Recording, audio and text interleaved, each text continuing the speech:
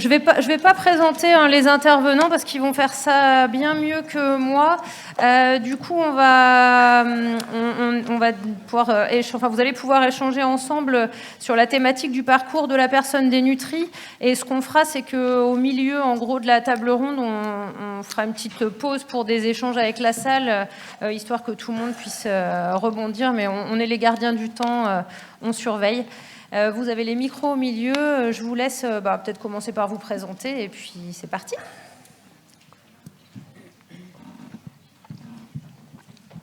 Je vais commencer, j'enlève mon masque juste pour me présenter.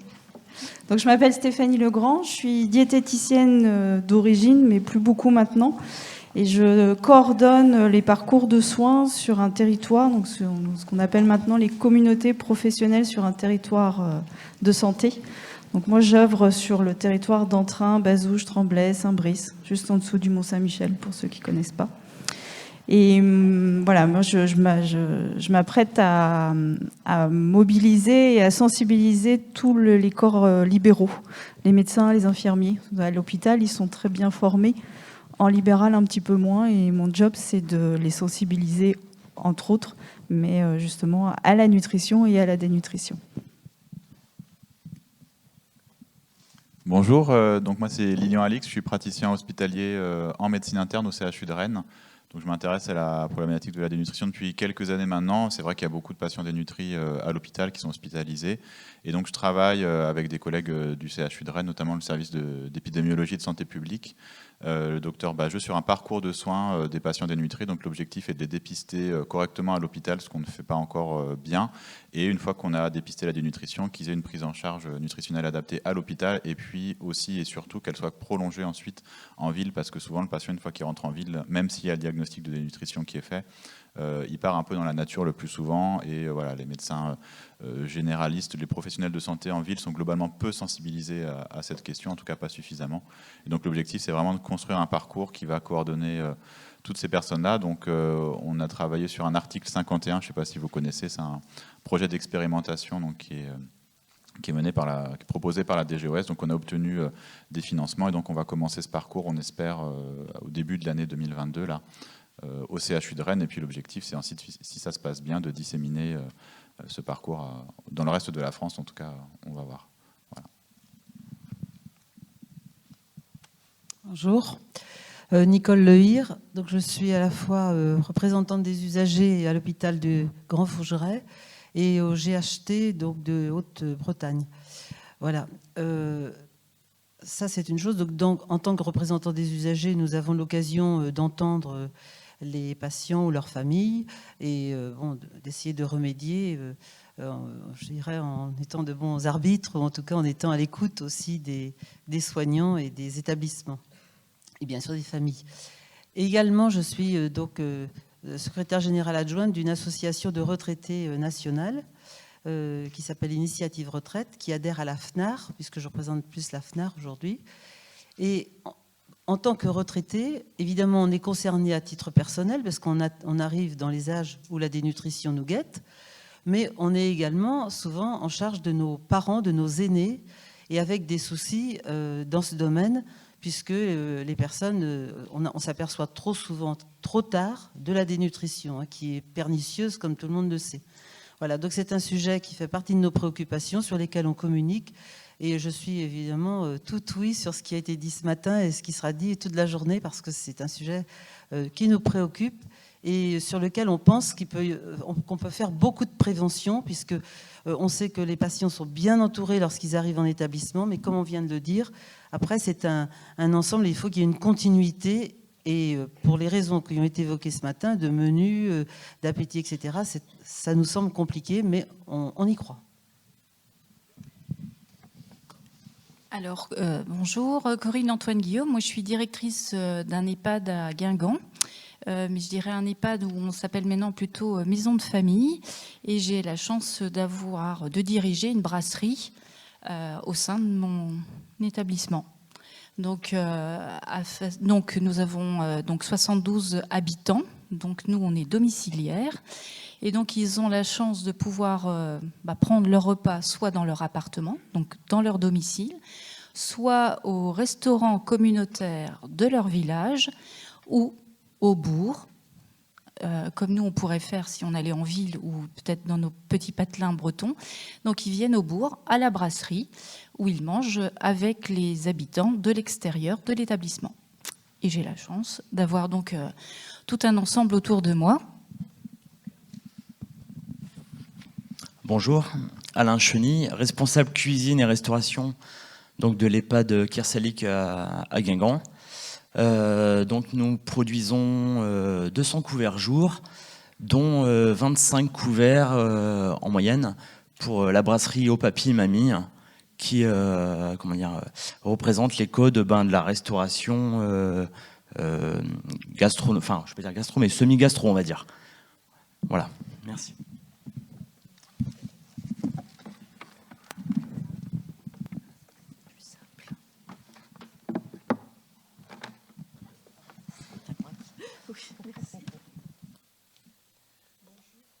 Bonjour, moi je suis Marie-Françoise de la Bretèche, je suis responsable du pôle parcours de l'espace autonomie santé Centre-Bretagne, et nous sommes donc un nouveau dispositif qui est donc un dispositif d'appui à la coordination. Alors qu'est-ce que c'est ? Notre dispositif a été mis en place suite à la loi relative à l'organisation et la transformation du système de santé de 2019. Et du coup, ce sont des dispositifs qui s'adressent à la population et aux professionnels pour la coordination des parcours de santé complexes. Et du coup, le DAC de Pontivy a pris jour en fusionnant le réseau de soins palliatifs de Pontivy et Pondiclic qui portait donc un clic et une Maya.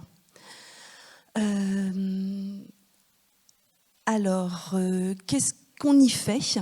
On prend en compte toutes les demandes d'appui à la coordination, quelle que soit la problématique, médicale ou médico-sociale, et quel que soit l'âge ou la pathologie des personnes et sans critère d'exclusion. Ce qui fait qu'on peut avoir des demandes pour des enfants, pour des adolescents, pour des gens d'un âge encore relativement jeune ou pour une population âgée. Et quelle que soit la pathologie, parce que le réseau palliatif était un réseau monothématique et Pondiclic ne prenait en charge que les gens de plus de 60 ans. Donc c'est sûr que c'est un changement dans les pratiques aussi. Les DAC, dispositifs d'appui à la coordination, s'appuient donc dans leur réponse sur les ressources du territoire. Ça fait partie en tous les cas de notre cahier des charges. Et on ne peut intervenir que sur le principe de subsidiarité. C'est-à-dire que si la ressource existe sur le territoire, on se doit de mobiliser, de chercher cette ressource et de la mobiliser. Par contre, s'il n'y a pas, on intervient par subsidiarité quand on a la compétence au sein de notre DAC. Et si on n'a pas la compétence, on se doit de faire remonter en tous les cas ce trou dans la raquette pour pouvoir faire en sorte qu'à un moment, il soit bouché. Alors, nos missions, c'est donc assurer une réponse globale aux demandes d'appui des professionnels, puisqu'au départ, on est théoriquement pour des professionnels. C'est contribuer avec d'autres acteurs et de façon coordonnée à la réponse aux besoins des personnes et de leurs aidants, notamment des personnes de 60 ans et plus ou en situation de handicap sur la partie morbihannaise du territoire. Ensuite, c'est participer à la coordination territoriale entre professionnels de santé, sociaux et médico-sociaux et les structures. Et là, on se rend compte que travailler en partenariat, travailler en équipe, c'est pour les bénéficiaires, c'est pour les gens qui sont à domicile. C'est pour les gens qui sont aussi en EHPAD parce que des fois, il y a des problématiques sociales. Et du coup, on mesure que la dénutrition est quand même très largement repérée trop tardivement. Et les professionnels ne sont pas sensibilisés, n'ont pas forcément l'œil averti, les réponses. Et on se retrouve des fois dans des situations qui sont, hélas, comme vous disiez, un petit peu catastrophiques parce que c'est vraiment trop tard. Et ensuite, il nous faut relayer les politiques publiques de l'autonomie sur la partie du Morbihan de son territoire, en lien avec la conférence des financeurs. Voilà. Nous avons 2 financeurs, les ARS, l'ARS et le département.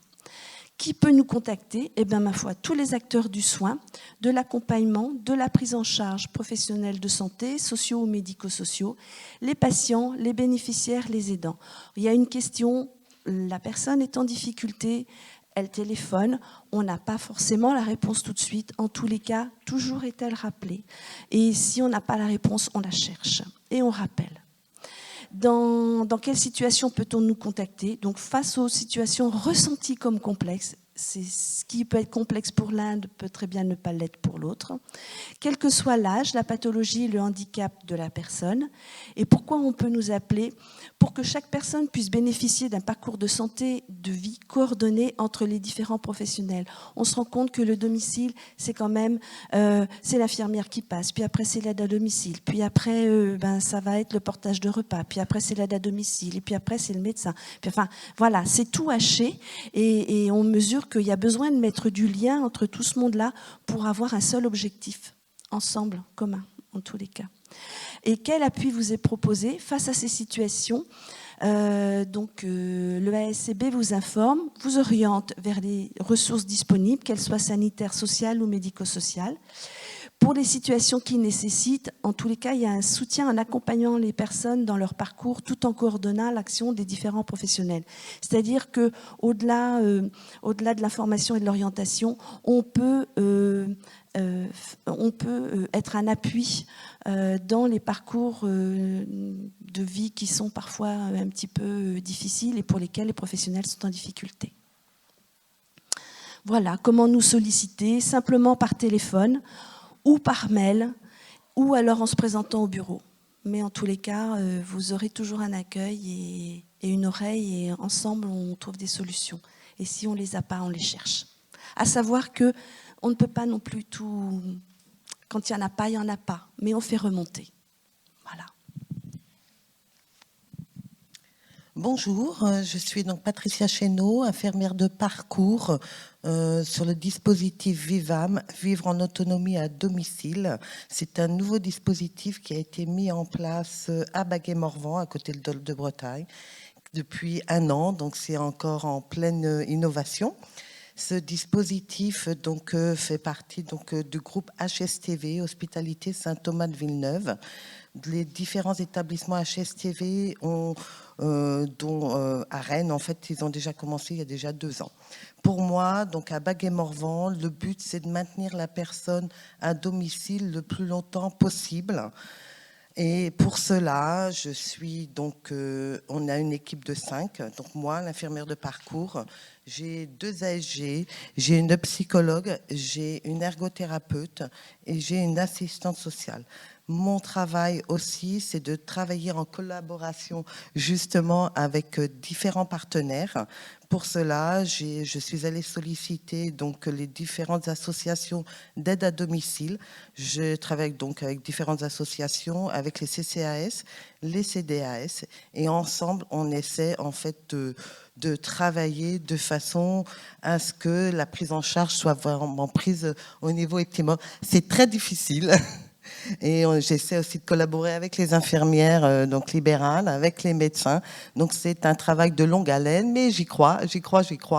Pour le moment, nos actions, donc c'est vraiment du travail de collaboration. On ne fait pas du tout de soins de nursing, en fait. Mais les 2 personnes qui travaillent avec moi vont au domicile. On fait des ateliers donc à titre cognitif, maintien donc des fonctions cognitives, maintien de la motricité et tout ce qui est sécurisation.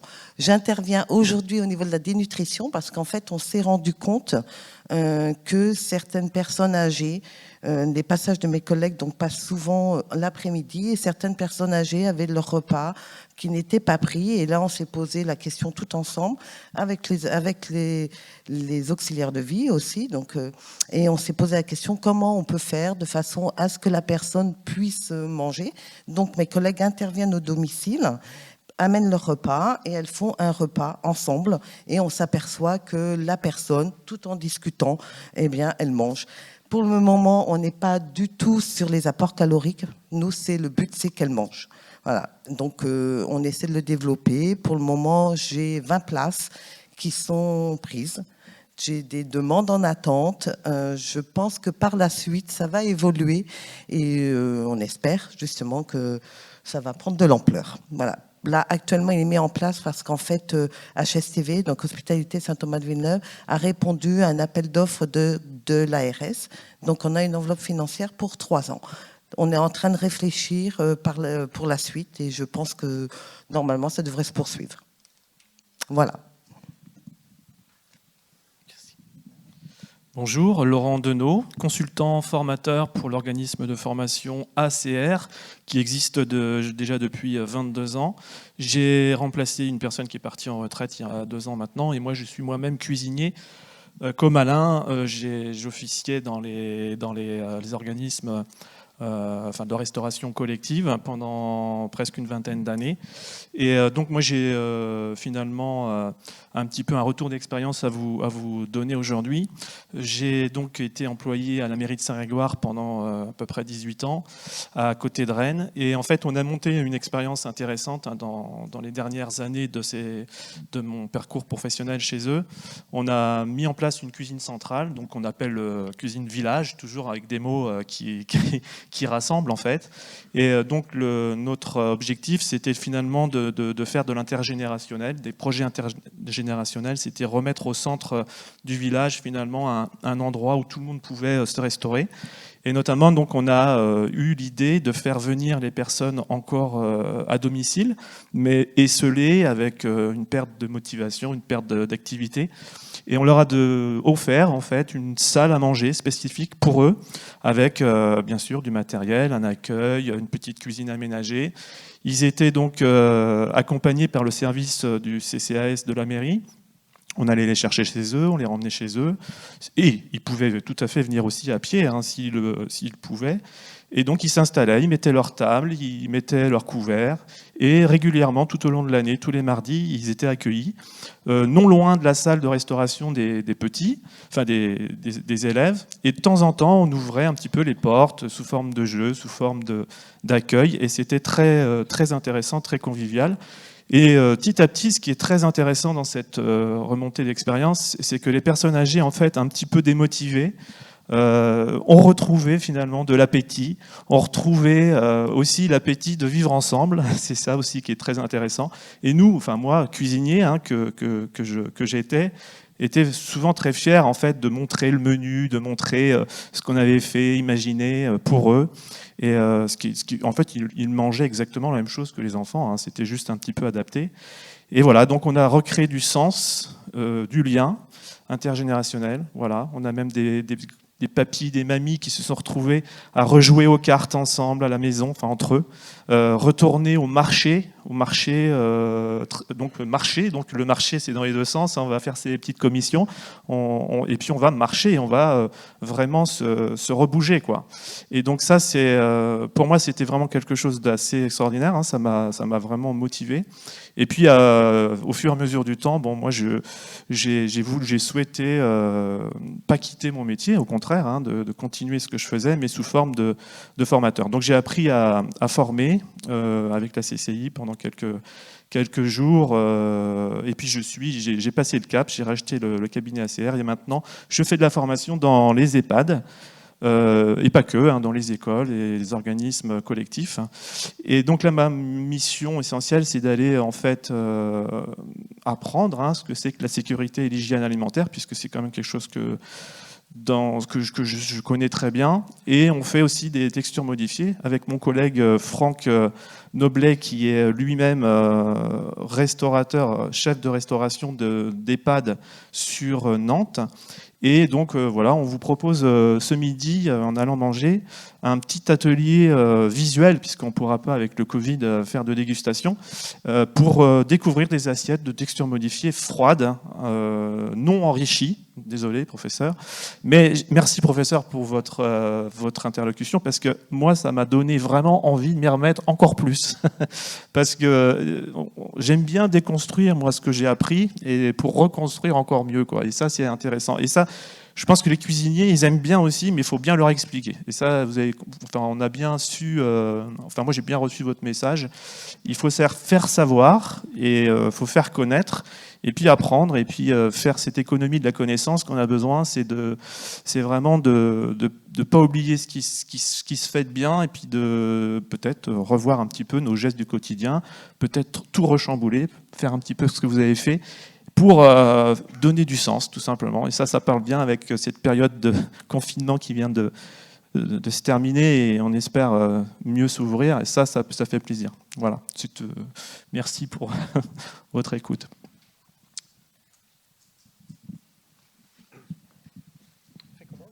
Eh ben, écoutez, l'idée, comme on avait échangé, c'est, maintenant, merci de vous être présenté, on a fait connaissance.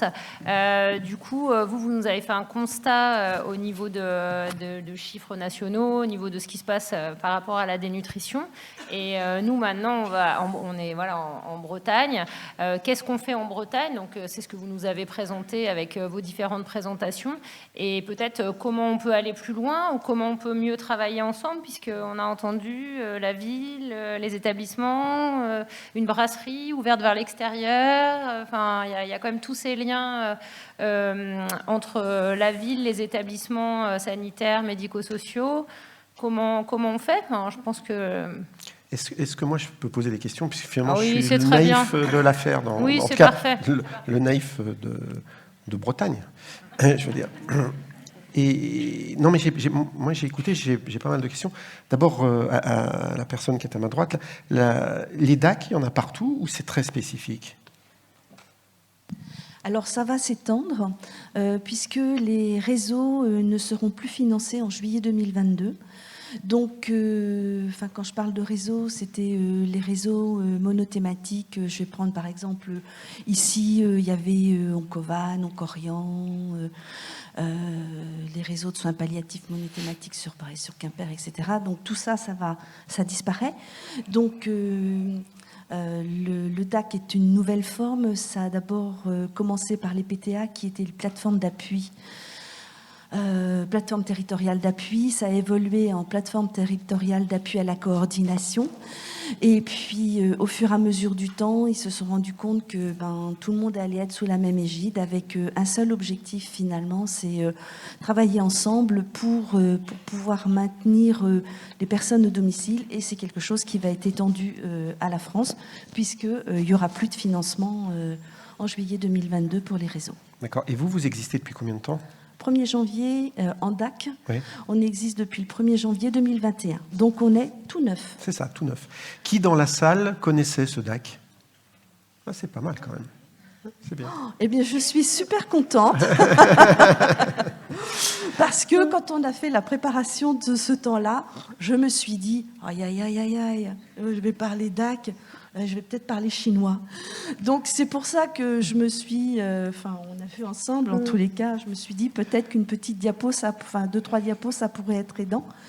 À savoir que toute la Bretagne, maintenant, quasiment, va être couverte par un dispositif d'appui, théoriquement, par territoire de santé. D'accord. Et les territoires de santé, c'est quoi? Un territoire de santé, alors... en Bretagne, il y en avait 8, maintenant, il n'y en a plus que 7, mais le T8 est quand même resté. Le T8 étant le centre Bretagne. Il y en a un au niveau de Saint-Brieuc-Lagnon. Non, mais je ne vais pas entrer dans les détails, ouais. Mais ce que je veux dire, c'est que, en gros, si j'ai bien compris, toute la Bretagne, et ça sera le cas pour toute la France, chacun va être dans une zone. Oui. Donc, en gros, vous êtes tous dans une zone où il y en a un, où il va en avoir un. Oui. Et c'est important de... quand je vous dis que je suis naïf, parce que, encore une fois, moi, je vis dans un hôpital où les choses sont évidemment très fermées par rapport... On sait bien que le réseau ville-hôpital, tout ça, c'est que des mots dans la pratique. Il faut les construire et c'est important. Et c'est très important que les gens, en dehors de l'hôpital, mais que nous aussi, ça serait important qu'on soit au courant. Moi, je découvre aujourd'hui ce que c'est qu'un DAC. D'accord ? Pour moi, ça voulait dire autre chose. Mais... parce que... Bon, non, mais ça, c'est tout le problème du jargon avec les lettres. Mais quoi qu'il en soit, c'est important de savoir qu'à peu près dans chacun des territoires de France, il y aura finalement, on va dire, ce guichet unique. C'est tout à fait ça. Ah, C'est d'accord. une porte, un numéro de téléphone, une porte d'entrée. Et après, charge aux personnes travaillant dans cette maison-là. Hein, on a une porte, on sonne à la porte. Après, la réponse appartient à ceux qui sont à l'intérieur de cette maison, à se débrouiller pour trouver les solutions. Moi, je vais vous dire pourquoi je vous pose cette question, parce que donc, en dehors du fait que je travaille dans un hôpital, comme je suis le président du collectif de lutte contre la dénutrition et qu'on a un site web, je reçois de temps en temps des mails de partout de la France avec une dame qui m'écrit que son mari qui a telle maladie mange plus et qu'elle m'appelle au secours comme si je pouvais quelque chose. Vous voyez ce que je veux dire? Et évidemment, je suis toujours très très embarrassé. Alors on répond, ça nous prend d'abord un temps fou quand même. Surtout qu'en règle générale, on nous dit pas où il habite, qui fait, ce qu'il fait. Enfin, c'est plutôt une espèce de bouteille à la mer. Et finalement, c'est très important que d'abord d'apprendre que a priori cette dame, elle était à La Rochelle. Donc on peut imaginer qu'il y en a un bientôt où il y en aura un. En gros. Non seulement il faut vous faire connaître sur votre propre territoire, mais je pense qu'il est important d'avoir une espèce de listing de qui fait quoi. Moi, qu'est-ce que j'ai fait? J'ai pris mon téléphone, j'ai dit à La Rochelle, est-ce qu'il y a quelqu'un que je connais? Je ne connaissais pas, bon, j'ai cherché ailleurs pour essayer, mais je l'ai fait de manière très maladroite et je ne sais pas du tout si ça a fonctionné d'ailleurs. Et donc, ce besoin finalement d'avoir quelqu'un qui prenne en charge cette question, c'est super important. Donc, non seulement c'est très bien de savoir qu'il va en avoir. Moi, en tant que professionnel de santé, j'étais dans l'ignorance totale de ce truc-là, ce qui vous donne bien l'idée que entre les ministères et puis, enfin, je veux dire, ça communique pas encore. Quand on dit que c'est des silos, c'est rien de le dire. Hein. Et donc, c'est vraiment important de faire la pub de ça, parce que bien sûr qu'on en a besoin. Alors, on se rend compte, moi je suis issue du monde hospitalier, je suis cadre de santé, je suis infirmière de profession initiale en tous les cas. Je mesure le fossé entre l'hôpital et la ville. Et on se rend compte que faire asseoir les partenaires hospitaliers autour d'une table, avec rien que déjà avec nous, et mobiliser les gens de la ville, c'est vraiment un gros travail. Et c'est un travail de fourmi qui peut bouger suivant les personnes qui arrivent ou qui partent. Enfin, c'est vraiment des terrains mouvants, c'est jamais stable, c'est sans arrêt à remettre sur la table, parce que ça bouge tout le temps, les situations évoluent, et du coup, il faut sans arrêt être à se parler. Je vais prendre un exemple tout bête, nous nous sommes vus avec la responsable des assistantes sociales du CHCB avant les vacances, parce qu'on s'est rendu compte que lorsque les assistantes sociales du CHCB, enfin c'est un exemple concret, basique, les assistantes sociales du CHCB, quand elles sont en vacances, ne sont pas forcément remplacées, et du coup, par ricochet, les sorties non organisées de l'hôpital, les personnes nous appellent. Et on se dit, mais comment ça se fait? Parce que d'habitude, nous ne sommes pas en charge d'organiser les sorties de l'hôpital. Par contre, quand les gens sont à domicile, c'est qu'ils appellent au secours ou que les professionnels appellent au secours, c'est à nous d'aller et de réajuster, de mettre en place, etc. Donc du coup, c'est tout un travail en amont qu'il faut faire par rapport au travail social. Donc on s'est rencontré avec l'assistante sociale du CHCB et on a établi un petit plan d'attaque pour l'été en se disant, on va communiquer, on va faire comme ci, on va faire comme ça. On se rend compte que, il y a peut-être eu du mieux, mais c'est encore loin d'être ça. On va se revoir.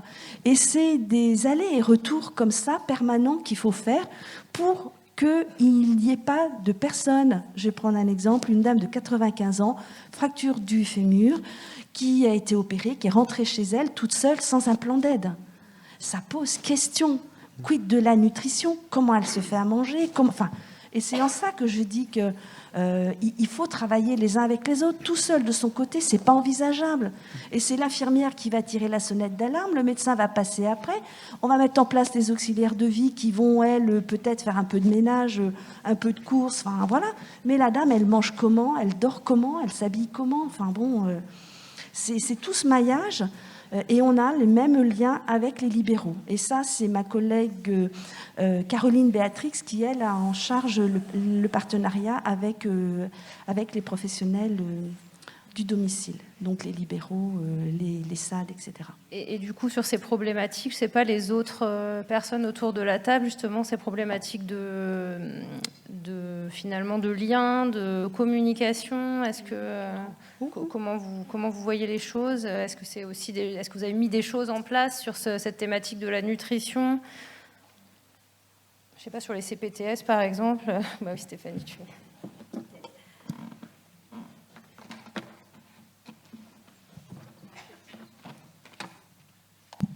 Donc effectivement, on parlait des libéraux tout à l'heure, donc moi c'est un petit peu mon cheval de bataille là en ce moment. Alors sans parler de dénutrition déjà, voilà, les libéraux souvent ils travaillent tout seuls, ils sont dans leur cabinet. C'est pas comme à l'hôpital où on a des collègues, où on a la pause café, ça c'est important. Pour discuter justement, ça avance. Ouais, ça avance beaucoup les pauses café, il ne faut pas croire. Ouais, les staffs aussi, mais. Et du coup, l'idée de la communauté, donc ce qu'on appelle les CPTS, communautés professionnelles sur un territoire de santé, c'est d'essayer déjà de faire travailler les libéraux ensemble et les libéraux avec les hospitaliers, avec toutes les structures. Donc voilà, sur notre territoire, on a l'hôpital local d'Entrain, le CHMB. Donc c'est de faire travailler ensemble sur plusieurs projets. Alors on a un projet que l'on a mis en place avec le CHMB, qui est la prévention des chutes. Et dans cette prévention des chutes, on fait travailler aussi sur la nutrition. Donc ça, c'est un exemple de programme qu'on a mis en place. Et je remercie Karim et... voilà. Ça y est, j'ai oublié ton prénom. C'est le stress, la fatigue. Mais voilà, l'idée, c'est à la fois de sensibiliser les professionnels, donc médecins, infirmiers, qui passent effectivement chez les gens, et qui a un lien aussi avec les structures hospitalières, qui a un service aussi de médecine. Voilà, quand les gens sont hospitalisés, il y a deux solutions, hein, c'est soit ils rentrent chez eux, soit ils vont à l'EHPAD. Et quand ils vont à l'EHPAD, là, il n'y a aucun souci, tout est bien organisé. Quand ils vont chez eux, effectivement, voilà, c'est plus compliqué. Et c'est plus compliqué parce que c'est pas le métier du médecin, c'est pas le métier de l'infirmière, c'est pas le métier non plus des aides à domicile. Eux, ils sont dans l'action. Mais n'empêche que c'est quand même par eux que ça passe. Et donc l'idée, c'est de les faire travailler tous ensemble. Et de préparer en amont de comment ils pourraient être organisés. Et pour ça, il faut de l'argent. C'est toujours comme ça. Donc il faut des associations où il faut des dispositifs. Et donc les CPTS, elles vont servir aussi à ça, à essayer de prévenir, et toujours en lien avec les DAC, hein, d'ailleurs, hein, dans les PTA. Il y en a un aussi sur notre territoire. Mais je dirais que quand on appelle le DAC, c'est qu'on a un petit peu, on n'a pas géré l'avant. Et donc pour éviter que le DAC se retrouve à gérer toutes les situations, parce qu'à un moment donné, elles sont toutes complexes, hein, quand il n'y a pas d'organisation en amont, c'est de travailler aussi avec elles pour éviter qu'on en arrive là. Alors c'est pas leur enlever le boulot, mais c'est qu'on se retrouve quand même que sur des situations très très complexes. Et il y a des situations où on n'a pas besoin. Et puis, en tant que diététicienne, mon rôle aussi, c'est de sensibiliser les médecins, les infirmiers. Alors, vraiment pas sur... comme vous disiez tout à l'heure, on ne parle pas de calories, on ne parle pas... voilà, ça, c'est vraiment... c'est l'hôpital, entre guillemets. Mais c'est de motiver les gens à manger. Et il y a un gros travail à faire avec les aides à domicile. Alors, c'est vraiment pas de leur faute, mais il va falloir quand même là que qu'on change cette façon de faire et qu'on apprenne à payer les gens pour manger avec ça. Quand on aura résolu un petit peu ce problème-là, quand la personne elle viendra faire à manger chez quelqu'un et qu'elle mangera avec, donc ça veut dire qu'on la payera pour manger. C'est difficile, hein, mais là on résoudra un gros problème de dénutrition. Ça fait vraiment le lien, Madame Antoine Guillaume. J'ai très envie de vous passer la parole là sur le fait de manger avec les gens. Payer les gens pour qu'ils... Enfin, vous m'avez compris.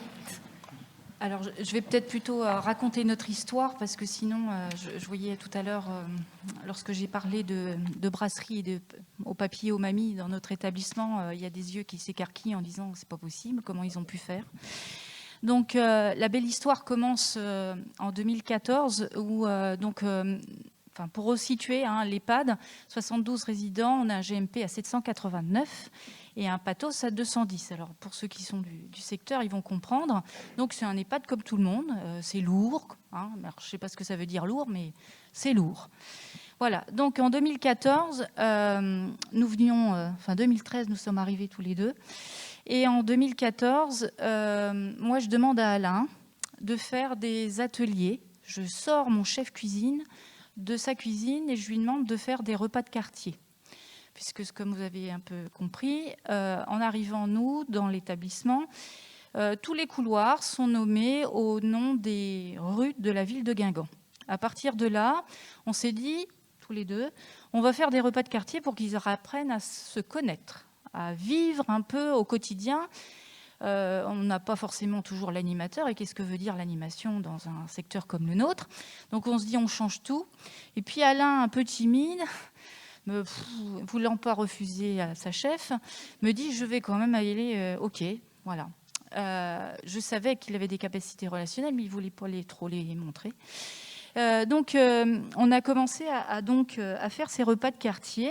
Donc Alain a commencé à trouver des recettes, à demander les recettes à nos grands-mères. Et puis on sentait, nous, le fameux poulet cocotte qui a été servi pendant une année. Et là, on a vu qu'on ne donnait à personne, qu'importe la pathologie ou la difficulté qu'on pouvait noter dans les services avec nos aides-soignantes, qu'au repas de quartier avec Alain, personne ne mangeait mouliné. C'est quand même étonnant. Bon, alors ça, ils n'avaient pas le droit à la béquée. Ça, c'est mince alors. En service, c'est difficile. Hein, tu crois pas? Enfin, mince. Et puis avec Alain et une aide-soignante référente, ils mangeaient normalement. Avec évidemment l'avis du médecin et quelqu'un qu'on a mis dans la boucle, une orthophoniste. Et de là, on a commencé à prouver à nos équipes dites soignantes qu'on pouvait peut-être faire autrement. Et surtout, on a retravaillé ensemble, on a fait tous une formation. Et à la fin de cette formation, on est tous des soignants. On est tous avec des compétences diverses et variées. Mais moi, je suis soignante, Alain est soignant, la lingère est soignante. Effectivement, il y en a qui sont près de notre habitant, à faire la toilette, à le suivre dans ses gestes de la vie quotidienne. Mais nous, on œuvre également à son bien-être dans l'établissement. Donc, à partir de là, on a commencé à se dire comment on peut faire pour que ça aille encore plus loin. Et puis, alors, j'ai bien retenu, mais moi, je parlais de gaspillage quand même au tout départ. Tout à l'heure, moi, je me dis, on ne va pas continuer à jeter. On se rendait compte que les moulinets apparaissaient les week-ends. Et pas quand... Voilà. Donc, pourquoi plus les week-ends qu'autrement, alors que le nombre de personnel était identique? Donc, on est allé à se dire, comment on peut créer autre chose? Donc, on a commencé à créer les petits restaurants de quartier, tollés de certains soignants, tollés de certaines familles qui se sont dit, il faut manger dans les couloirs. Quand on n'a pas de locaux au tout départ, il faut bien qu'on trouve un système. Donc, non, ils ne mangeaient pas dans les couloirs. On avait trouvé un autre... des petits locaux, certes, peut-être pas adaptés au départ, mais il fallait qu'on teste. Et là, effectivement, nos soignantes, nos aides-soignantes AMP, auxiliaires de vie, les personnes qui œuvrent au quotidien, ont commencé à manger avec nos habitants. C'est compté dans leur temps de travail. Elles ne descendent plus en salle de pause. Elles mangent avec les personnes et par mimétisme, on a bien vu que ça mangeait nettement mieux. Mais surtout, au lieu de dire « Oh, c'est dégueulasse, t'as vu ce qu'il y a dans l'assiette là ? Oh, qu'est-ce qu'il a fait ?» il goûtait.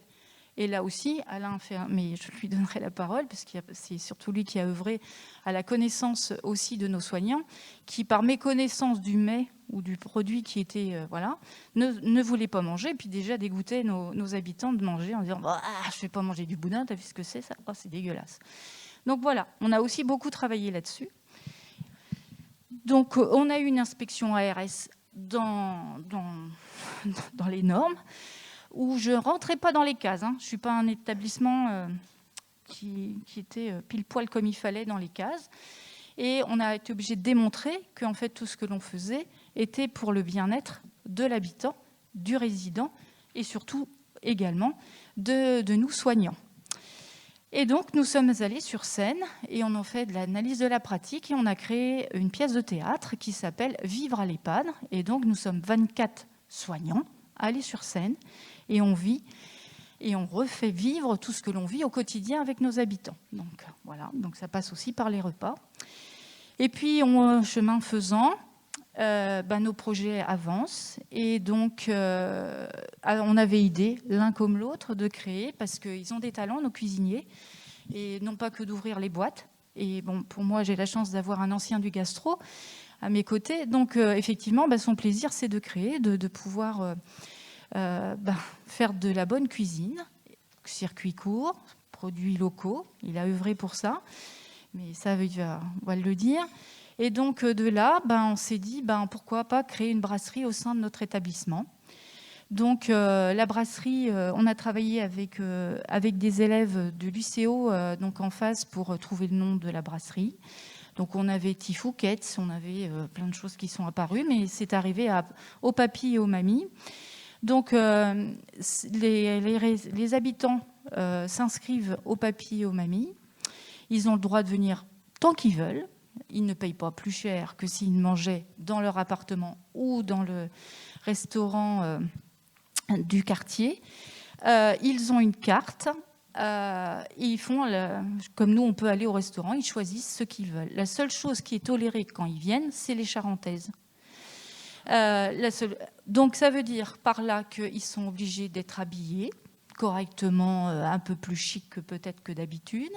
Ça veut dire que nos soignants savent que Jean-Paul ou Germaine ou je ne sais qui va descendre au restaurant. Donc ce jour-là, il faut faire attention. Peut-être pas un peu de café dans la barbe, peut-être un peu les cheveux en vadrouille. On essaye de mettre à peu près correctement. Pas la chemise tachée après le café.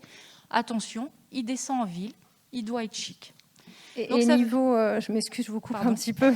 On vous écouterait parler, on irait même s'installer dans votre EHPAD, je dois dire.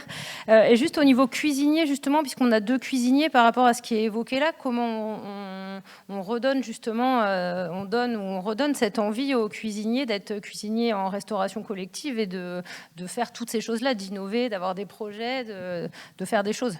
Alors, moi, je vais juste lui passer la parole pour répondre à ça, mais tout simplement, moi, en tant que directrice, c'est de voir les atouts et les compétences, non pas que de notre cuisinier, mais de tout l'ensemble de mes équipes, et en se disant qu'une aide-soignante n'est pas juste, alors je vais choquer, mais je fais exprès, c'est pas qu'une machine à laver. Je veux dire que derrière, elle a énormément de compétences. Elle a été en formation, mais comme les AMP ou les AES ou autres, elles ont été en formation avec des modules acquis durant tout un temps de formation. Pourquoi on ne les exploite pas, dans le bon sens du terme, exploiter, et non pas se dire elles sont là que pour faire des toilettes. Enfin, excusez-moi, mais heureusement qu'au quotidien, on a autre chose dans notre vie, et on est bien clair. Un EHPAD, c'est un lieu de vie, et nos habitants ont des envies. Donc à partir de là, j'utilise les compétences de mon chef. J'ai envie de dire que, en tant que, moi je suis originaire du gastro. Donc je suis arrivé dans l'EHPAD, c'était essentiellement de la cuisine vraiment dite de collectivité. Donc la mousse au chocolat, c'est de l'eau, de la poudre. La sauce au poivre, c'est des poches. Enfin voilà. Qu'est-ce qui peut donner envie à un cuisinier collectivité de se mettre au boulot et de réaliser de la cuisine? Déjà, c'est la confiance de la direction, nous donner aussi les moyens. Et derrière, en tant que cuisinier, on a une formation, c'est de faire notre métier. Pour nous, ce qui a été essentiel d'abord au niveau de la cuisine, ça a été notamment le type de produit, les approvisionnements. Alors depuis quelques temps, on entend le bio, le local. Oui, ok. Alors c'est pas parce que c'est bio que c'est local que c'est forcément de la qualité ou que ce soit bon. Donc ça a été effectivement de chercher des produits avant tout de qualité, avec un circuit court et essayer de les mettre en valeur. On les a mis en valeur auprès de nos résidents par des visites d'exploitation, d'artisans, ce qui a pu leur montrer qu'on utilisait des produits qui étaient sains, qui n'étaient pas forcément des produits, alors je dis pas, j'ai rien contre le surgelé, comme des produits surgelés, de la conserve ou quoi que ce soit, mais leur montrer que derrière il y a tout un travail qui est fait sur la provenance de nos produits. On a participé effectivement au repas de quartier. Donc là, c'est la mise en application de notre talent, notre métier de cuisinier, mais en même temps, utiliser toutes les compétences de nos habitants. C'est pas parce que, un de nos habitants a un problème moteur qu'on ne peut pas utiliser à un moment ou à un autre. C'est une compétence. Je pense par exemple sur des tartelettes qu'on pouvait réaliser. Le monsieur avait effectivement beaucoup de problèmes de motricité. Rien n'empêche pour lui de venir piquer, d'échanger sur ses recettes. Et effectivement, on n'avait aucun moulinet lors de nos repas. Et c'était plutôt des temps assez conviviaux. Ensuite, c'était pour donner aussi un peu cette envie à nos résidents de passer à table, d'avoir de l'appétit. Alors effectivement, il y avait cette connaissance du produit, mais c'est aussi la formation de nos collègues. Comme le dit Corinne, on est tous soignants. Donc on est tellement bien tous soignants qu'on a fait Vie ma vie. Donc le personnel ASG, AMP est venu en cuisine. Et nous, en tant que personnel de cuisine, on est parti aussi faire du soin. Donc du change, l'accompagnement à table, voilà. Donc, pas sa tête au départ.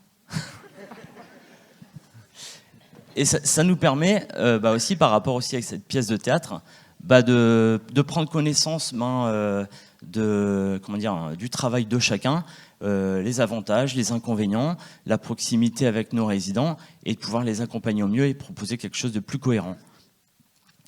Et donc depuis quelque temps, nous avons effectivement le restaurant au papier mamie qui est ouvert donc à nos habitants et aux familles.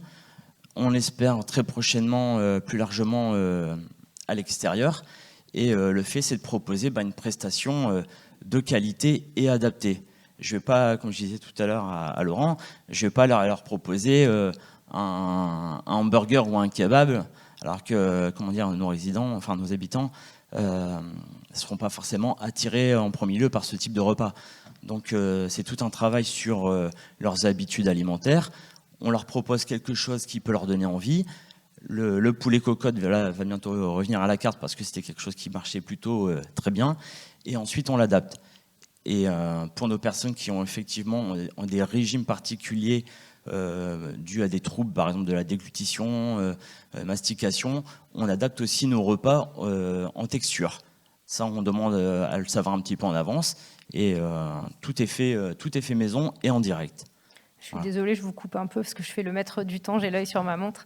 Je veux peut-être juste passer la parole à votre collègue cuisinier aussi, puisque vous bougez pas mal sur le secteur. Oui, alors moi, le retour que je vois, je découvre depuis 2 ans la restauration en EHPAD, et c'est tout l'un ou tout l'autre. On a des gens comme toi, enfin comme vous, puisque c'est une équipe, c'est vraiment une équipe tout ça, qui savent faire bouger les lignes. Moi je dis tout le temps, on a le droit de déplacer les tables et les chaises de la salle à manger. Si on a envie que ça rechange demain, on le fait. Enfin, on change son lit de place aussi, on fait ça. Les salles à manger, ça devient le salon, etc. À la maison, on fait ça.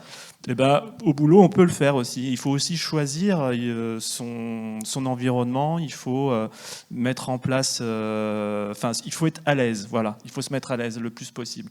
Et puis après, on teste, on fait des tests. Et il y a ceux qui sont hyper motivés parce que justement, ils ont les moyens, on leur donne les moyens de le faire. Alors simplement, même l'autorisation de le faire. Alors c'est quoi l'autorisation? Parce que des fois, personne ne va vous donner l'autorisation de quoi que ce soit. Il faut juste demander à pouvoir changer les lignes de temps en temps. Et on nous autorisera, bien entendu, à améliorer. Il s'agit toujours de passer d'un moyen plus satisfaisant, alors qu'avant c'était insatisfaisant. Et on sera pas pour autant, ce sera pas pour autant le bonheur, mais en tout cas, ce sera mieux qu'avant. Et c'est ça. Et donc, dès qu'on a réussi à voir ça, ça fait un déclic. Ça fait un déclic pour tout le monde. c'est beaucoup mieux qu'avant. Ah, c'est beaucoup mieux qu'avant. Et bien, alors qu'avant, on entendait c'était mieux avant.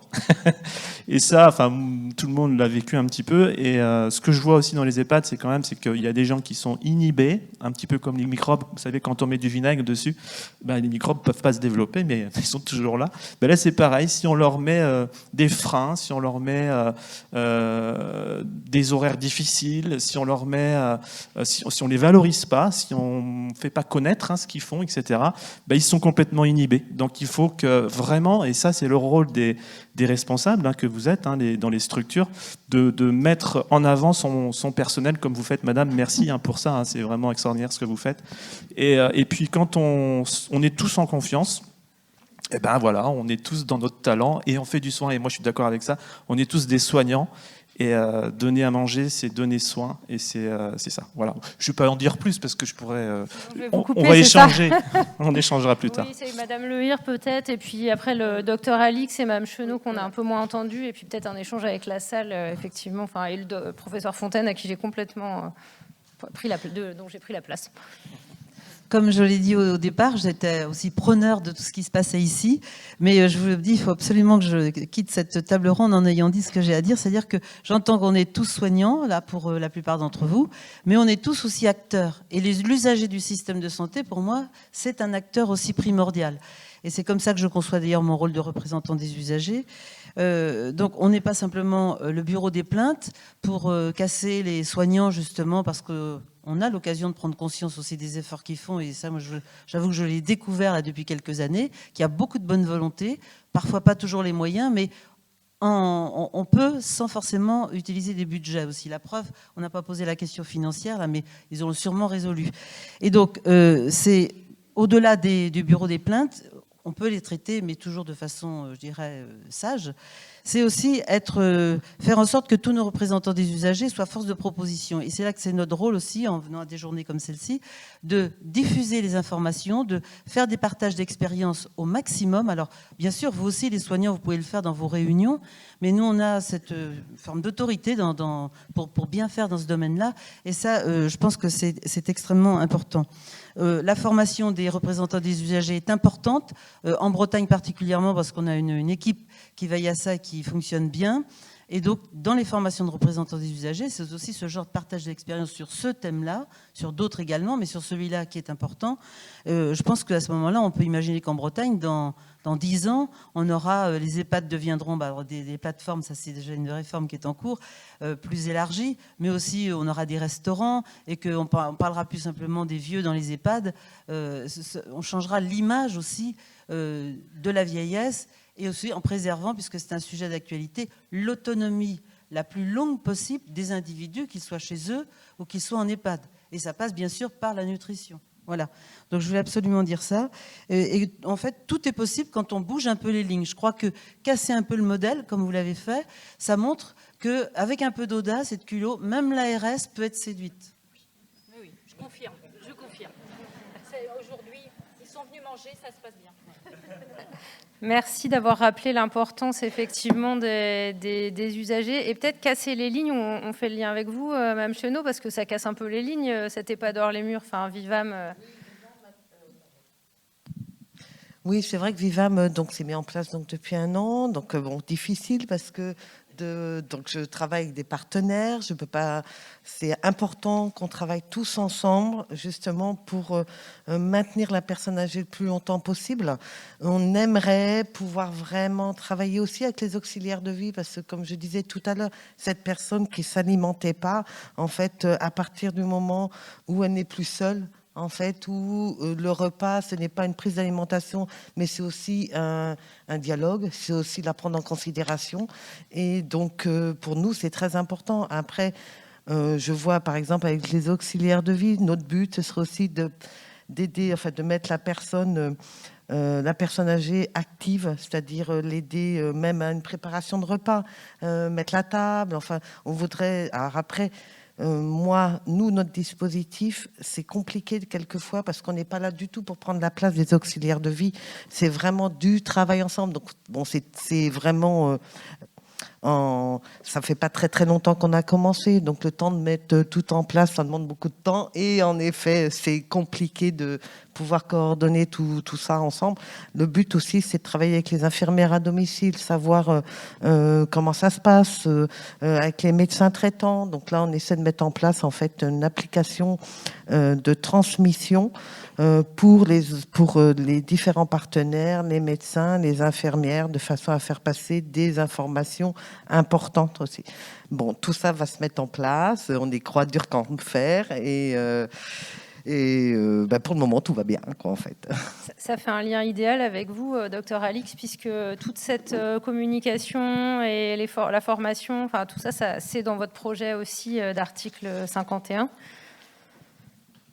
Bah oui, tout à fait. Moi, je trouve qu'il y a eu plein de bonnes idées là au cours de ces échanges, et je retiens notamment le fait de ne pas manger seul. C'est vrai que c'est vraiment important. Enfin, même on voit bien, même nous à notre niveau, hein, quand on est ensemble avec des amis, notre famille, on se fait un bon repas. Quand on est tout seul le soir, hop, on prend un petit truc dans le frigo. Et enfin voilà.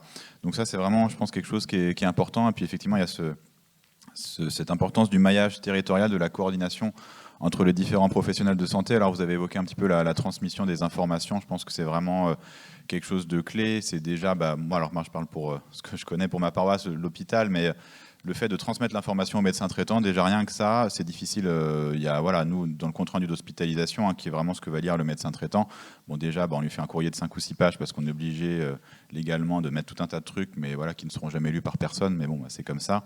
Et souvent, il y a les quelques lignes de la conclusion, on dit, attention, patient dénutri, surveillez le poids, et puis après, le médecin traitant le lit ou le lit pas, et puis ça passe à la trappe, quoi. Donc, il y a aussi le problème que la consultation diététicienne n'est pas remboursée, en ville, donc ça c'est aussi je pense un vrai problème. Et puis on peut essayer de rêver, moi c'est un petit peu mon rêve d'un parcours vraiment coordonné autour du patient, alors en l'occurrence autour de la dénutrition, mais c'est vrai que la problématique elle est plus large. Alors il y a le dossier médical partagé notamment, mais qui est encore très peu utilisé.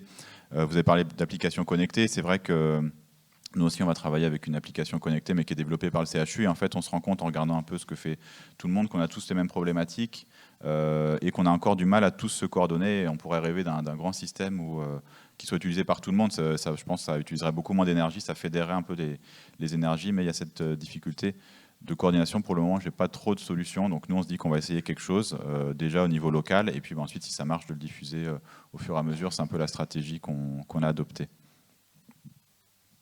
Merci. Peut-être des échanges avec la salle ou des questions du professeur Fontaine. Je vois. Moi, encore une fois, j'apprends beaucoup de choses. Je crois que, pour résumer, il y a finalement deux approches qui ne sont pas du tout opposées. Et il y a la prévention de la dénutrition pour raison, on va dire, sociétale. Les gens qui sont tout seuls. Et ça, ce que vous faites, c'est absolument quelque chose qui nous échappe à nous, médecins, parce que c'est pas du tout... on n'est pas au contact de ça. Et donc là, toutes les initiatives que vous avez, je trouve qu'elles sont super. Moi, je voulais juste poser une question. Parce qu'on avait, nous, évoqué à un moment le fait de le faire dans une partie de l'hôpital à Grenoble, qui était de faire manger les soignants dans le même self que les gens qui étaient, non pas des malades en phase aiguë, mais qui étaient en convalescence. Et ça avait bloqué, les soignants avaient refusé de manger avec les malades. Et donc, ça, je trouve, je ne sais pas comment vous avez réussi à faire, mais je trouve que c'est vraiment génial. Alors, je leur ai fait vivre ce qui vivaient les habitants. Je les ai bandés leurs yeux, je leur ai donné la béquille. J'ai cogné en fauteuil. J'ai donné des espèces de purée mélangée à la soupe. J'ai fait des choses pas très cool. Ouais.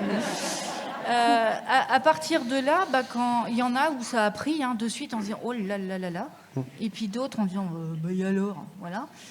Et force d'accompagnement et réellement de prise en considération. Pourquoi ils bloquent pas pour bloquer. Il y a sûrement il y a une histoire derrière. Il y en a aussi qui n'aiment pas cette relation avec l'alimentation. Donc elles peuvent pas aller donner à manger à quelqu'un si elles sont pas à l'aise elles-mêmes à manger. Donc on est allé beaucoup plus loin dans la réflexion et aussi sur l'histoire en Bretagne on festoie quand même beaucoup, hein, historiquement, on aime bien quand même bien manger, nous aussi, bretons, donc on a aussi travaillé sur toute cette histoire-là. Et puis de voir l'intérêt aussi qu'ils ont de partage avec l'habitant au bout d'un moment. Et aujourd'hui, ça ne se pose même plus la question, quoi. Non, mais c'est vraiment de casser les normes et de se dire aussi de prendre en considération que leur travail ne s'arrête pas juste à une toilette, mais bien sur tout un ensemble. Et on revient sur le projet individualisé, on revient sur la démarche de soins, on revient un peu à tout ça. Non, mais je trouve que c'est tout à fait remarquable d'avoir réussi à le faire. On comprend bien que ça s'est quand même pas fait du jour au lendemain. Oui, mais en même temps, je me dis, c'est pas si long. C'est en tout, hein, nous, on est comme ça depuis 2017, donc ça veut dire on a mis 4 ans simplement. Oui, quand même. Mais c'est pas long, 4 ans. C'est pas long. Je suis d'accord. Mais c'est vraiment... Et de même que j'ai entendu tout à l'heure, c'est quelque chose qui paraît tout à fait surprenant. Payer les gens pour venir manger avec eux. Mais je suis à peu près convaincu que c'est la seule bonne solution par rapport à justement à toute cette prévention de la dénutrition pour des raisons, on va dire, du moral, pour faire simple. Parce que moi, ce dont je vous ai parlé, l'enrichissement, c'est plutôt quand les gens ont une raison, on va dire, une organique. En gros, ils sont malades d'une maladie qui leur coupe l'appétit. Et la vieillesse et la solitude, c'est pas une maladie. Mais c'est quelque chose que nous, on n'a pas de compétences. Donc je trouve que ce que vous avez fait, c'est tout à fait pertinent. La difficulté pour nous, c'est qu'en fait, de temps en temps, on s'échange les patients. C'est qu'un certain nombre de personnes qui ne mangeaient pas parce qu'elles étaient toutes seules, un jour se mettent à manger encore moins parce qu'elles ont un cancer ou n'importe quoi, et que cette articulation-là, elle est très difficile. Et nous, ce qu'on perçoit en tant que personnel travaillant dans les hôpitaux, c'est que toute la difficulté, c'est la sortie.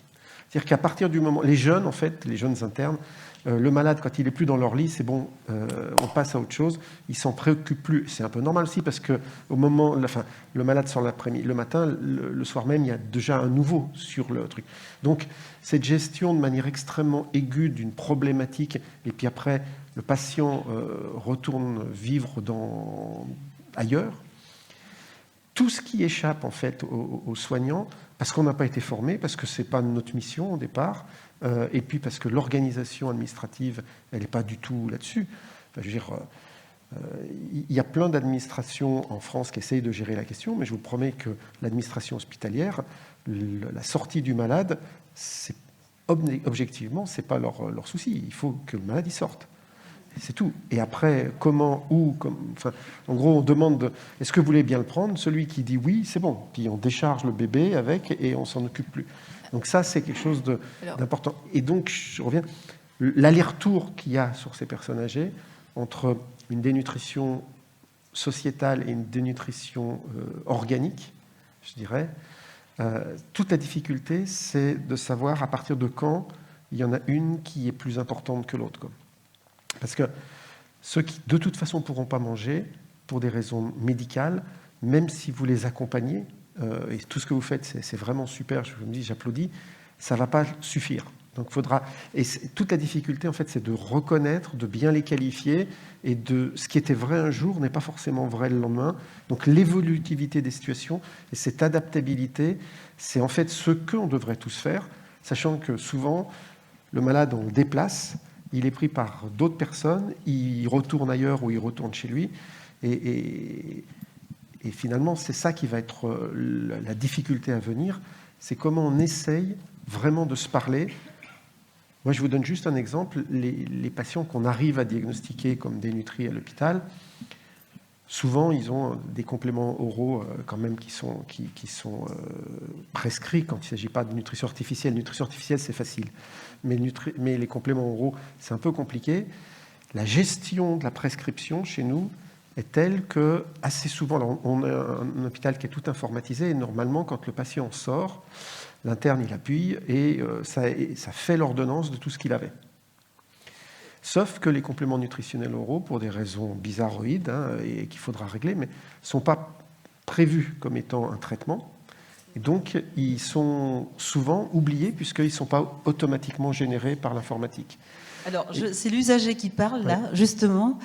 On parle des compléments. Et ça, finalement, on peste beaucoup contre ça parce que tous les intervenants ont tendance à dire, voilà, on a la recette miracle.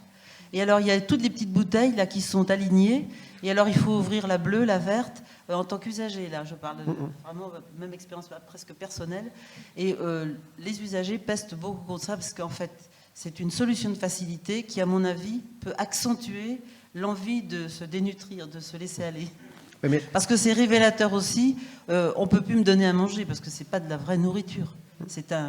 Et c'est triste ça. Et je pense qu'il faut peut-être lutter parce qu'il y a aussi un commerce. Il suffit de regarder la télévision à 18h30 là, quand il y a question pour un champion et on vous vend tous ces produits là pour les vieux. Et c'est vraiment pas non plus la panacée, même si ça fait des gros chiffres d'affaires parce que c'est très très coûteux. Alors, et ça n'a rien à voir avec la cuisine. Oui. Moi qui ne regarde pas la télévision à cette heure-là, je ne peux pas vous dire. Avec aussi tout le combat pour les fuites urinaires. Oui, je peux imaginer.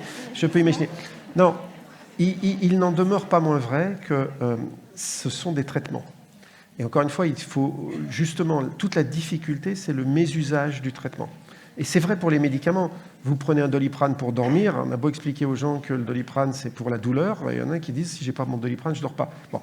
Le mésusage du médicament est un problème, et le mésusage du traitement nutritionnel, comme les CNO, est un même problème. Donc il ne s'agit pas pour moi de botter en touche, je suis complètement d'accord que de temps en temps, c'est la solution de facilité, mais de temps en temps, c'est réellement une bonne indication, sachant que l'objectif, comme tous les traitements, ce n'est pas qu'ils les prennent à vie.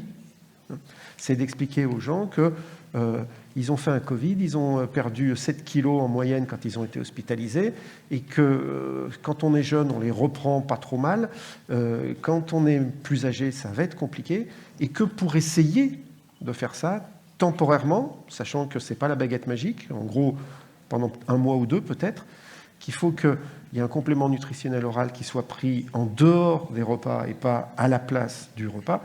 Donc toute cette explication nécessite une connaissance, une compétence, qu'en règle générale n'est pas une connaissance ni une compétence connue d'un grand nombre de médecins. Et que c'est pour ça qu'on a besoin de diététiciens dans les hôpitaux, mais surtout qu'on aurait besoin qu'on puisse suivre ces gens. Parce qu'à partir du moment où on vous dit qu'il y en a 2 millions, que c'est juste l'extrapolation d'une année de malades dénutris dans les hôpitaux. Ce 2 millions, ils sont tous passés dans les hôpitaux. Hein. Donc, ils ont tous normalement besoin d'avoir un suivi pour vérifier que tout va bien. Et c'est clair que nous, on se bat pour que la consultation diététique, elle soit reconnue et remboursée.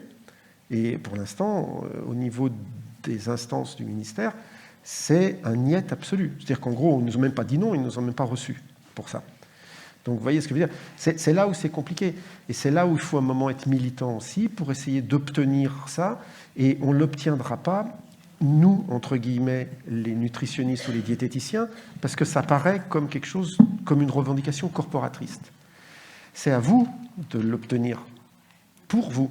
Vous voyez ce que je veux dire? C'est-à-dire qu'il faut absolument que les associations de malades et les associations d'aidants comprennent le message et comprennent que nous, le cri d'alarme qu'on pousse, c'est pour obtenir les moyens et non pas pour obtenir de l'argent pour nous.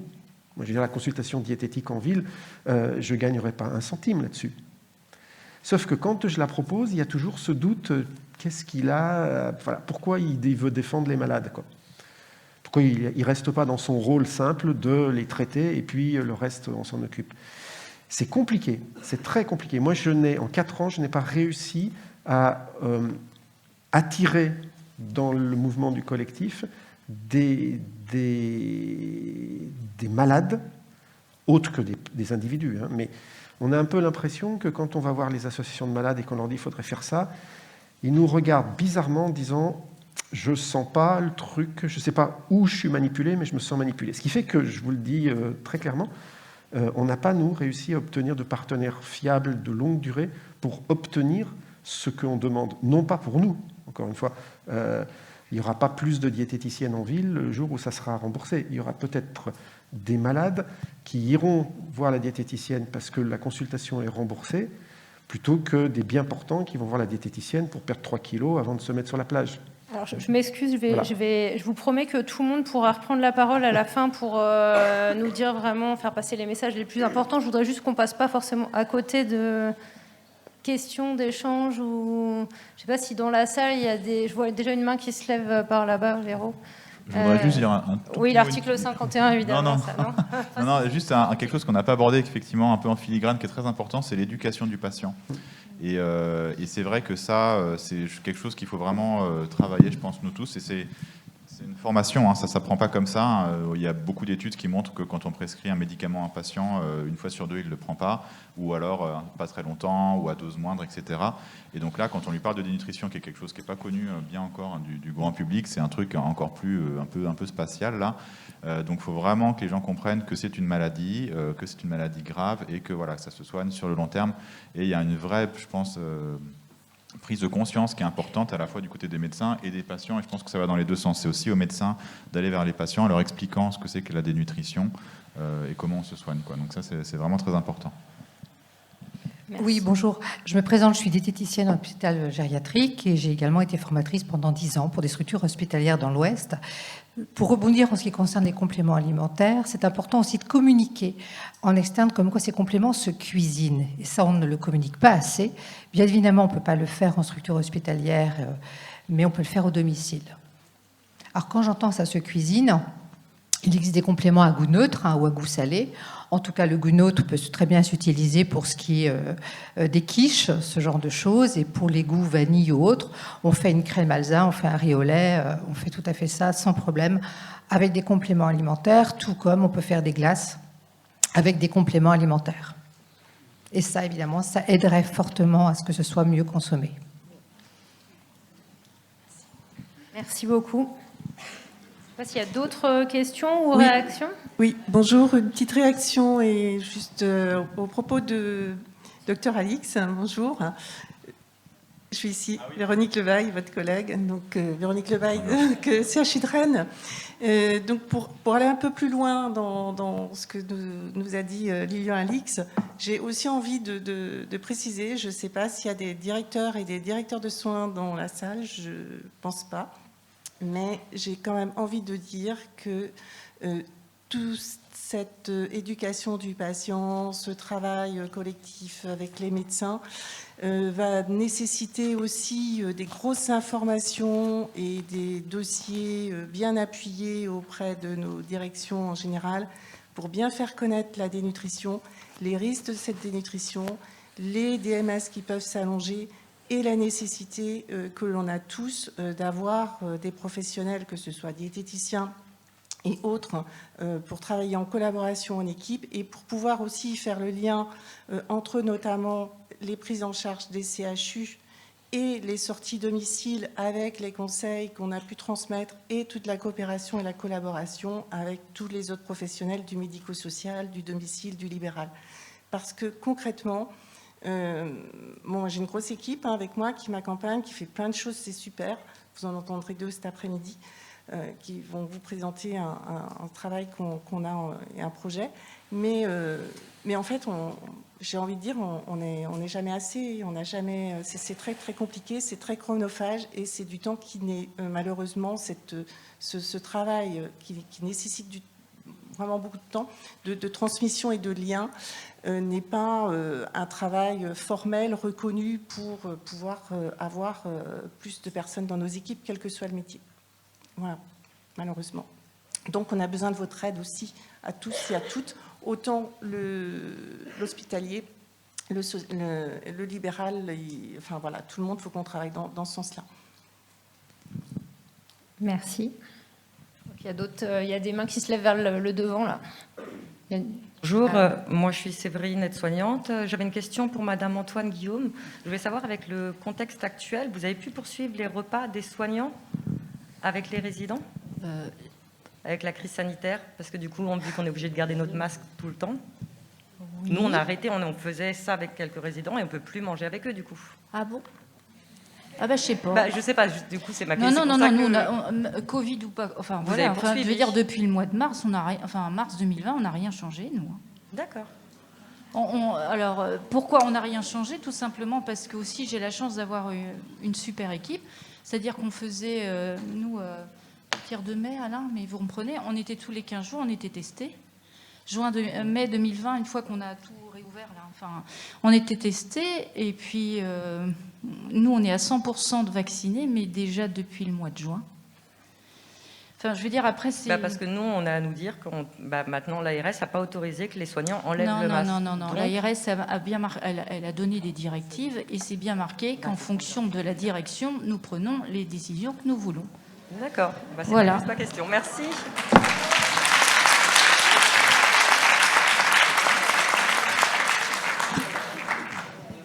Mais ça n'empêche qu'on est dans les gestes barrières et tout le reste. Hein.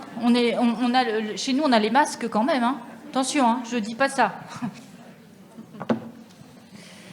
Donc, bonjour, Anne Nizet, gestionnaire de cas à la Maya de Redon Agglomération Bretagne Sud. J'interviens sur la partie morbihanaise de notre Maya, puisque l'agglomération de Redon est sur 3 départements et 2 régions, ce qui est assez rare. Donc, futur DAC, professeur. Donc moi, c'était un témoignage que je voulais vous donner parce que ça m'a fait hérisser les poils quand j'ai vu ça. Donc nous nous occupons évidemment de situations complexes, hein, comme vous le disiez tout à l'heure, et souvent des personnes donc, qui sont isolées en refus de soins, refus d'aide, et bien souvent il y a des mesures de protection qui sont en place. Donc là, cette personne est concernée puisqu'elle est sous tutelle. Et voyant l'état du logement, donc logement insalubre, problème énergétique, j'ai fait une fiche de repérage au niveau du département pour le signaler. Donc le département a réagi très rapidement. Et donc nous sommes allés avec la technicienne au domicile de cette personne pour qu'elle puisse faire son bilan. Et on s'est aperçu que dans le frigo n'était pas à température adaptée puisqu'il était à plus de 10 degrés. Il n'y avait que des barquettes de carottes râpées. Moi, j'avais pu déjà remarquer que dans les placards, il y avait des quantités astronomiques de produits. Il y avait je ne sais combien de jus d'orange, 17 paquets de café pour une personne seule. Enfin bon, il y avait beaucoup de choses qui, à mon sens, n'étaient pas adaptées. Voilà. Moi, je suis infirmière de formation initiale. Hein, donc, quand j'ai vu tout ça, je me suis dit, mais ça va pas. Donc, j'ai prévenu la tutelle pour lui dire. Et suite au rapport qui a été fait par la technicienne, elle a signalé le risque sanitaire du fait que le frigo n'était pas à une température adaptée. Et voilà, ça c'est depuis début août. Nous n'avons toujours pas eu de réponse de l'organisme de tutelle. Donc on parlait d'éducation du patient, mais je trouve qu'il est essentiel aussi d'éduquer tous les partenaires, les professionnels, notamment là, un organisme de tutelle. Je trouve ça grave qu'on ne fasse pas. Alors quand je lui pose la question qui fait les courses, ben, c'est un taxi qui fait les courses. Je lui fais la liste de courses, il ramène les courses à la maison. Enfin bon, là, il y a quand même un gros problème, quoi. Voilà. Je voulais en témoigner et je pense qu'il y a d'autres situations comme ça qui sont concernées. Merci beaucoup pour votre témoignage. Éventuellement, une dernière question ou pas. Ce que je vous propose, c'est qu'on refasse un tour de table. Peut-être on commence par vous, Monsieur Denot, parce que vous êtes ensuite attendu pour la démonstration. L'idée, c'est juste en 1 minute, enfin, je vais pas vous chronométrer, mais de faire passer un dernier message ou de partager une dernière chose que vous souhaitez avant qu'on puisse tous aller déjeuner. Non, j'ai envie de dire que moi je suis ravi d'être là parce que j'étais appelé par le CAPS Bretagne, parce que j'ai travaillé avec Monsieur Martin en haut, qui nous filme, et j'essaie ô combien, et lui aussi il le sait, que c'est difficile de s'occuper de gens en difficulté, de gens malades, de gens en situation de handicap, et que d'autant plus c'est encore plus difficile de toute l'année, enfin de se motiver pour trouver ces bonnes idées.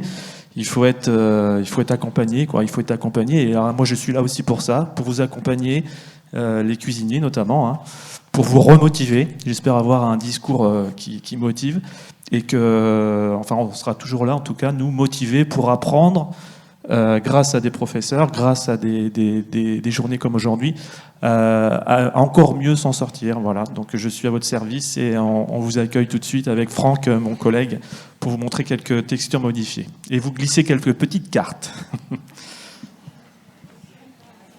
Moi, tout d'abord, merci pour votre invitation. Merci, professeur, et tout le monde. Moi, en fait, ce que je retiens, le mot que je dirais le plus important, c'est de prendre en considération vraiment la personne âgée, qu'elle est capable encore de faire beaucoup de choses, qu'on peut faire beaucoup de choses ensemble. Pour moi, c'est très important. Et que je pense qu'en fait, si justement on arrive à mettre dans l'action, je pense qu'elle arrivera justement, là justement au niveau de la nutrition, à aller beaucoup mieux, parce qu'elle pourra justement par l'intermédiaire, par la communication, la collaboration avec tout le monde, elle arrivera à mieux s'alimenter, mais aussi ça aidera sa mobilisation, ça aidera son bien-être mental aussi. Voilà. Merci à vous tous. Alors moi, je dirais que le bénéficiaire est au cœur de cet accompagnement pour, en tous les cas, limiter les ruptures de parcours. Il faut qu'on se parle. L'hôpital, la ville, il faut se coordonner. Et sans cette coordination, je pense qu'on va en perdre des bouts et des bouts qui ne seront pas récupérés. Et toujours, celui qui est en bout de chaîne, c'est la personne concernée. J'étais très contente, en tous les cas, d'échanger, de retrouver des anciennes collègues, entre autres. Et du coup, on a du pain sur la planche. Voilà, dans tous les sens du mot.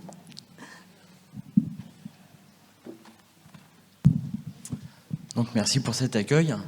Moi, je tenais à dire, d'abord, je ne sais pas s'il y a des cuisiniers dans la salle, mais avant tout, cuisiner plaisir. Voilà. C'est ce qui apportera à nos résidents quelque chose.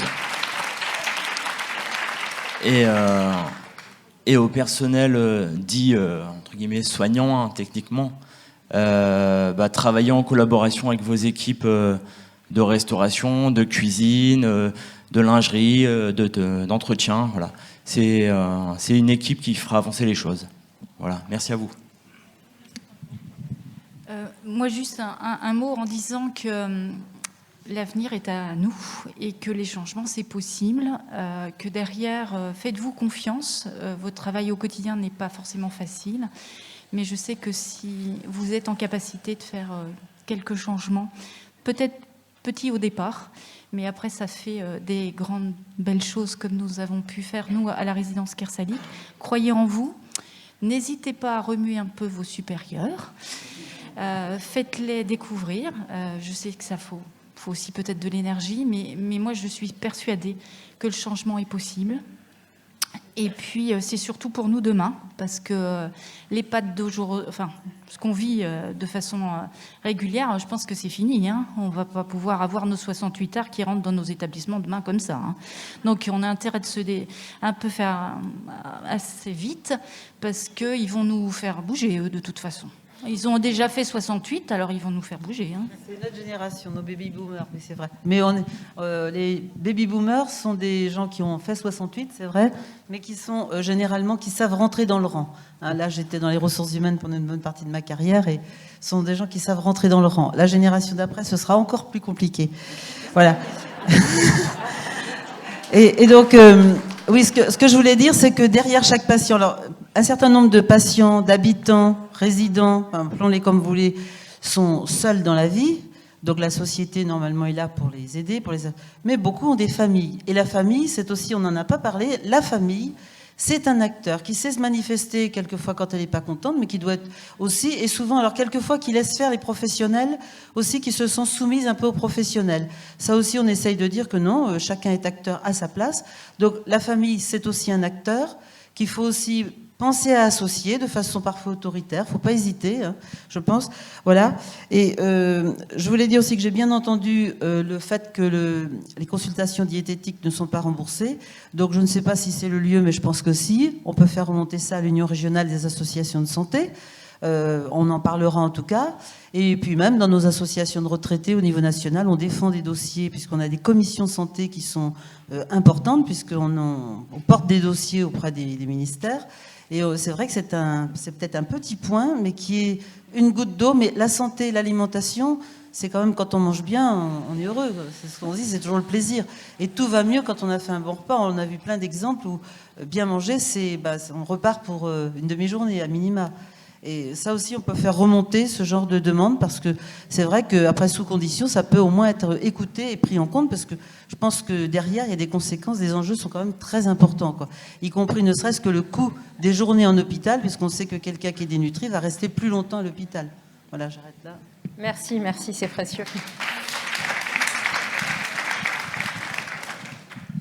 Merci beaucoup également pour votre invitation, pour cette discussion qui était très intéressante. Moi, je pense qu'il faut continuer les initiatives. On en a entendu plusieurs locales, locaux-régionales, et qu'en espérant que les choses petit à petit s'essaiment, et puis les liens se créent aussi entre ces différentes structures, parce qu'on travaille tous sur une problématique commune. Hein. Donc ça, c'est important. Un petit mot aussi sur le coût. C'est vrai qu'on n'en a pas beaucoup parlé, mais la dénutrition, c'est un coût de santé publique très important, hein, c'est plusieurs milliards d'euros, donc c'est quand même vraiment quelque chose de conséquent et qu'il faut faire valoir aussi auprès de nos directions, de nos décideurs. Il faut savoir que la dénutrition à l'hôpital, ça rapporte de l'argent.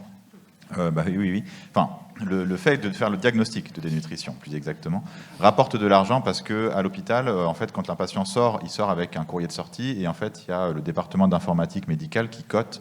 Voilà, par exemple, il a une infection pulmonaire, ça rapporte 1 000 euros, 1 500 euros. Et s'il est dénutri, c'est un facteur aggravant, avec plein d'autres facteurs, le diabète, par exemple, l'insuffisance rénale chronique, tout un tas de maladies, qui peut faire passer à un palier supplémentaire. Donc, au lieu de rapporter 1 500 euros, ça va rapporter 3 000 euros à l'hôpital. Et nous, c'est un des arguments qu'on a utilisé auprès de notre direction pour payer en partie les ressources humaines hospitalières, notamment les diététiciennes, en disant, voilà, regardez, en moyenne, il y a 30% de patients dénutris, on en dépiste 10%, là, on va en dépister 20% de plus, ça va rapporter en moyenne des centaines de milliers d'euros supplémentaires, donc c'est beaucoup d'argent. On voudra utiliser au moins une partie de cet argent pour financer des ressources humaines, et on a eu l'accord de notre direction. Donc ça, c'était au niveau hospitalier. Et pour la ville, à la DGOS, on leur a dit, la dénutrition, il y a aussi des complications. Donc on l'a dit, ça augmente les réhospitalisations. Donc les réhospitalisations, ça a un coût. Les chutes, les infections, globalement, la consommation de soins. Donc en diminuant le pourcentage de patients dénutris, on va diminuer toutes les complications qui y sont liées. Et donc on espère diminuer les coûts pour la société. Donc ça, c'est quand même beaucoup plus compliqué à évaluer de manière objective, parce qu'il y a tout un tas de facteurs qui interviennent évidemment dans le problème de santé d'un individu. C'est pas que la dénutrition, mais c'est aussi quelque chose qu'on fait valoir et qu'on affiche, parce que l'argent, c'est au moins un des nerfs de la guerre, donc ça permet aussi d'avoir une écoute de nos instances dirigeantes. Voilà.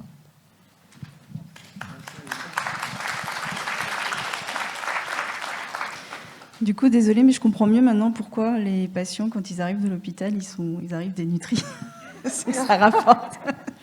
Pour avoir travaillé en EHPAD, là, je commence à comprendre. Non, du coup, je rebondis, moi, sur la CPTS.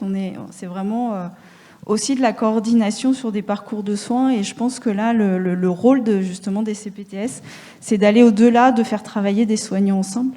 Et je les appellerai aussi, voilà, il n'y a pas de directrice, hein, c'est local, mais effectivement, sur la dénutrition, il n'y a pas que les soignants qui peuvent agir. Il y a aussi tout l'environnement, la tutelle, le taxi. Le taxi, il n'est pas à vocation de soigner, mais n'empêche que s'il est sensibilisé, peut-être qu'il ne prendra pas que du café la prochaine fois et qu'il prendra autre chose.